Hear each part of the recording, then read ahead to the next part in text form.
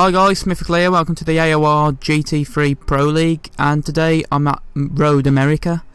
Now, as you've guessed, this is an endurance series. The race will be an hour long, but obviously this is going to be a highlights package of what happened in the race. But hopefully, you know, it's something different. Hopefully it'll be a very good, enjoyable experience. But as you can see, didn't start on the right footing as I spun. Prior to starting my first flying lap, I was on my out lap and I just lost control of the car. A bit embarrassing, but that's just part of the learning experience, I suppose you could say. But this is our best qualifying lap of the session, my best qualifying lap. So we're heading down in towards turn 1, and I take it pretty nicely.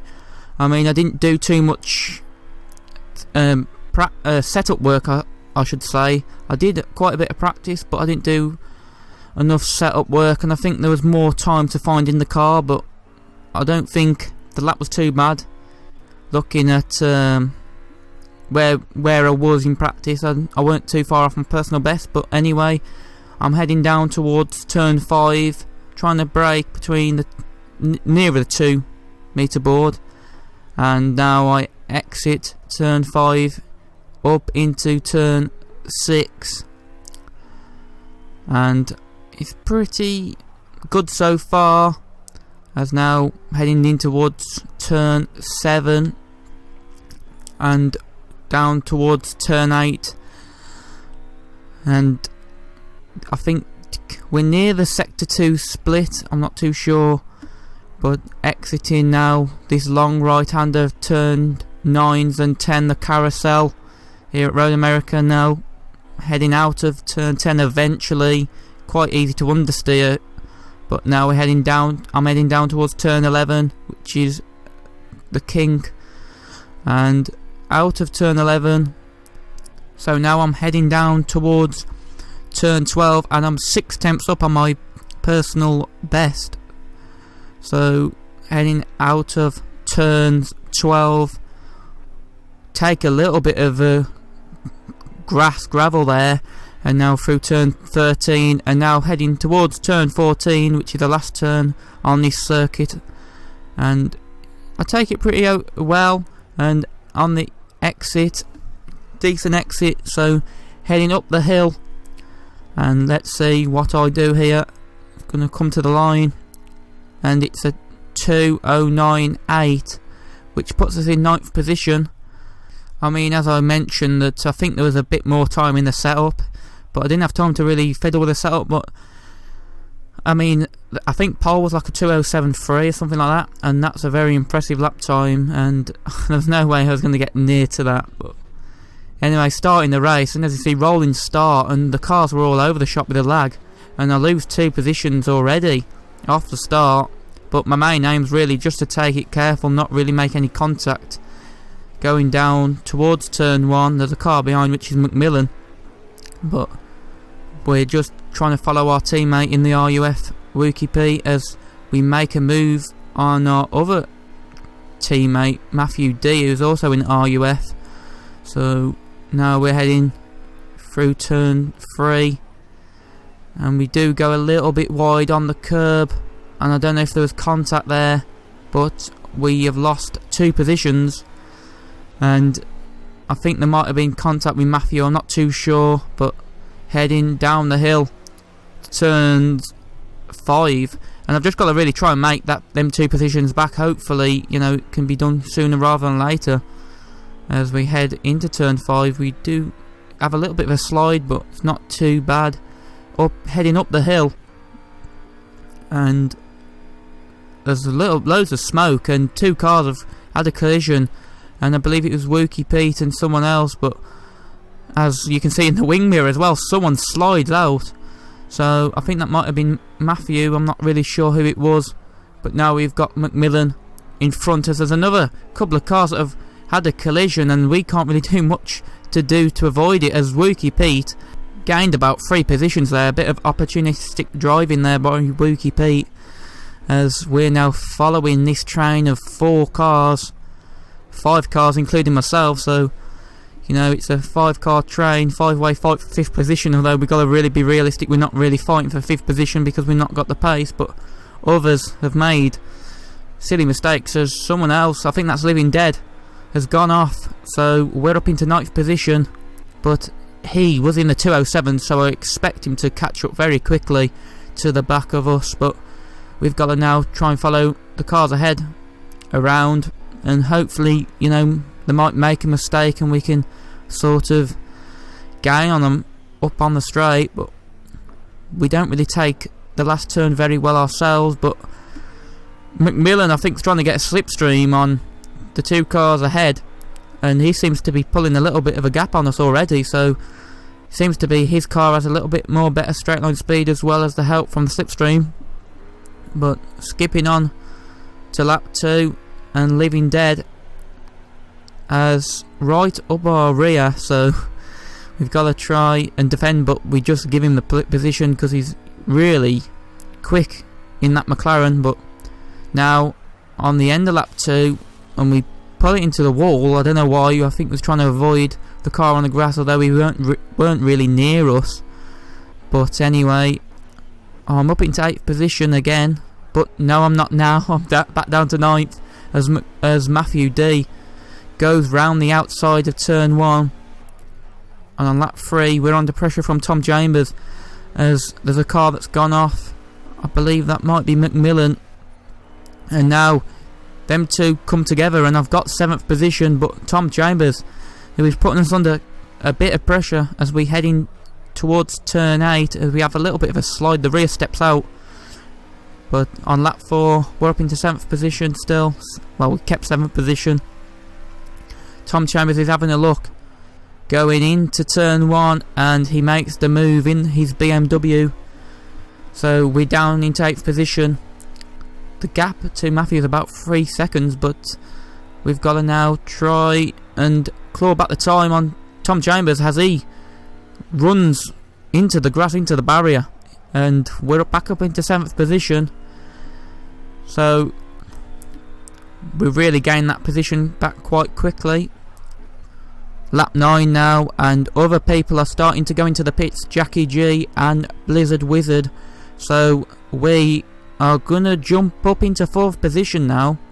So we've just got to try and, you know, keep pulling the lap times. But you'll see, as our engineer has said to me, that I've got to up my pace. My pace is consistent, but I need to find a few more tenths to try and pull away from Tom Chambers. He's catching, well, actually it's Matthew D, sorry, and he might have a look into turn 1. I think we might give him a little bit of room. We run wide, and that might give our chance to our teammate Matthew D, as he don't decide to make the move into turn 1, but into turn 3, and he might have a better exit. We do run a little bit of the curb as heading down the sort of dip now, heading down towards turn 5, and I think Diego as well. Diego's having a look on both of us here, as he's already pitted, I believe, and he's going to make a little bit of contact with Matthew, and that might give us a little bit of a chance to get 5th position off Matthew. And I've gained the position, but I don't know what happened, and I think there was a little bit of contact between me and Matthew, so I waited for him. I mean, I don't know really if, you know, if it was my fault or whatever, but I just decided to wait for him because, you know, I didn't really want to incur the wrath of a penalty or anything. So as you can see, I am fiddling around with the strategy, and I'll be honest, I didn't play this game online before this race. I only played the game online about 2 races, but it weren't in these cars, it was in Renault Clios, so I didn't really know much about the fuel and the tyres and all that. So it was a really big learning curve, I suppose you could say, in the first race. Hopefully the second race will be an improvement. You know, I can up my pace, race pace and strategy, because I definitely need to improve both of those as Tom Chambers goes off the track on lap 12 and we move up into 7th position.